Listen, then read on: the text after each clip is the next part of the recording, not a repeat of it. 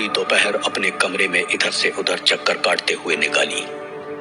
जैसे ही वो कुछ काम करने लगता, उस खाली घड़े और अलमारी में टंगे गाउन की तस्वीरें उसकी आंखों के सामने आकर उसके रोंगटे खड़े कर देती।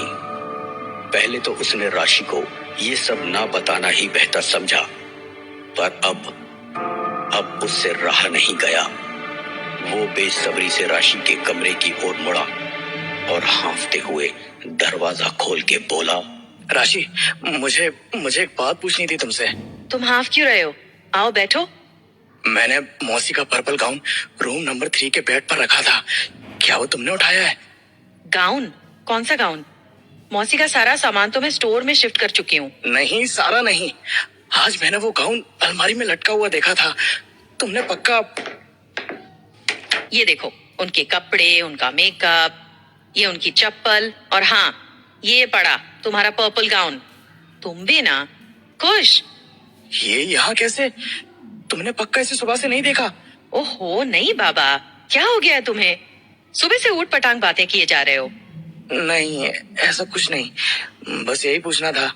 मैं थोड़ी देर रेस्ट कर लेता हूँ, थकावट की वजह से क्या पता।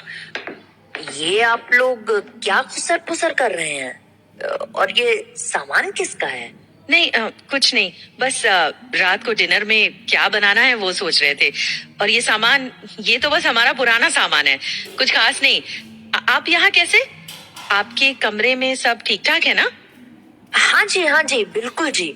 मैं तो बस एक बैग छूट गया था नीचे, वो ही लेने आई थी। बस जा ही रही हूँ।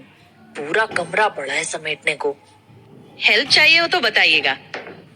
मन तो कर रहा है कि कमरा समेटने में राशि या फिर आशु जी की मदद ले ही लूं, पर नहीं, मेरा नाम भी सिम्मी माथुर है। मैं अपना काम खुद ही कर सकती हूँ, चाहे जितनी मर्जी देर क्यों ना हो जाए। ये सामान यहाँ जाएगा, ये वेस यहाँ अच्छा लग रहा है। हाँ, इन जूतों को कहाँ रखूं? हाँ, यहाँ ठीक है। अब मेकअप का सामान सजाती हूँ। ये यहाँ, और ये, अरे ये कांच के ग्लास के नीचे किसके सफेद बाल पड़े हैं? घर में कोई बूढ़ा तो दिखा नहीं अभी तक, फिर ये सफेद बाल कहाँ से? अभी तक तो यहाँ नहीं थे। अच्छा, मैं जरा पास जाके, ये क्या? अभी तो यहीं पड़े थे, मैंने अपनी आंखों से देखे थे। ये मुझे क्या हो रहा है? वो क्या पता थके होने की वजह से मेरे दिमाग को वहम हुआ हो। भूख भी तो बहुत जोर की लगी है, अब रात होने को आई है। ये सब खाने। मिस माथुर, नीचे आ जाइए, खाना तैयार है। आखिरकार। खाने की टेबल पूरी तरह से सज चुकी थी। आशु और राशि बेसब्री से मिसेस माथुर के इंतजार में राह तक रहे थे। टेबल पर एक और सीट लगी थी।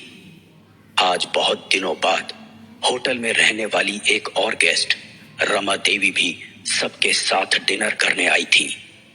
आइए, तो आप हैं नई गेस्ट। मैं रमा देवी।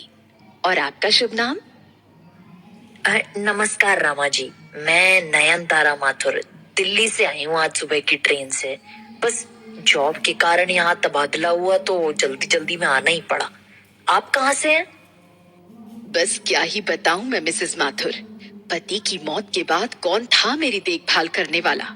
बच्चे अपने अपने कामों में लगे रहते थे और मैं दिन रात अकेलेपन से परेशान, सन्नाटा काटने को दौड़ता था अकेले घर में। तभी मैंने इन बच्चों का दिया हुआ इस होटल का एड देखा, और फिर क्या, मैं तो बस यहीं रहने चली आई, उत्तराखंड की ताजगी भरी वादियों में। ओफो, मैं भी फालतू की बातों में लग गई। आप बताइए, कैसा लग रहा है घर? ये दोनों बच्चे मिलके मेरा खूब ख्याल रखते हैं। अब आप भी आ गई हैं तो मजा ही आ जाएगा। और आज तो हमने मिस माथुर के लिए केक भी बनाया है। अरे वाह बच्चों, आप बैठिए मिसेस माथुर, दाल लीजिए। राशि बेटा दाल बहुत खूब बनाती है। हाँ जी लेती। तो ये बताइए मिसेस माथुर, कौन से कमरे में ठहरी हैं आप? अरे वो बगल वाला रूम है ना, रूम नंबर क्या नंबर था? हाँ, रूम नंबर 3। रूम नंबर 3 में रुकी हैं आप? क्यों, कुछ गड़बड़ है क्या? ऐसा क्या? आप ये सब छोड़िए, चावल लीजिए ना। राशि, आशु, तुमने इनको तुम्हारी मौसी के बारे में बताया नहीं? मौसी? ये क्या बात चल रही है, कोई तो बताओ। नहीं, वो ज्यादा कुछ नहीं।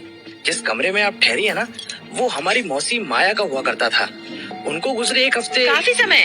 उनको गुजरे काफी समय हो गया है। अब आप ही देखिए ना मिसेस माथुर, पूरी जिंदगी तो हम वो कमरा खाली नहीं छोड़ सकते ना कभी तो उसमें रहने कोई आएगा ही। हाँ, ये बात भी ठीक है, पर आपको मुझे फिर भी बता देना चाहिए था।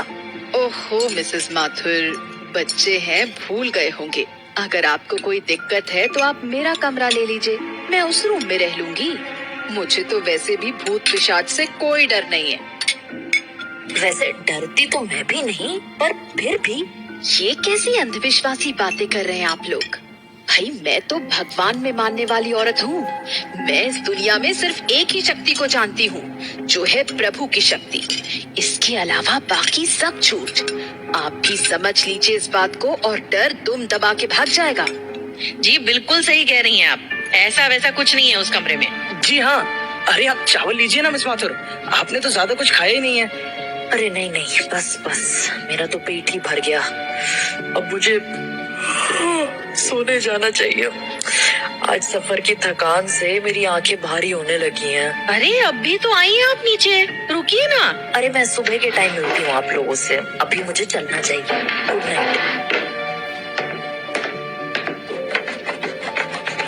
ओहो, मेरा पैर। एक गिलास पानी। ये सफेद बालों का गुच्छा इस ग्लास के नीचे दबा हुआ है। कहीं मैं पागल तो नहीं हो रही हूँ? क्या ये सच है या झूठ? मुझे कुछ समझ ही नहीं आ रहा है। मैं पागल हो जाऊंगी। मैं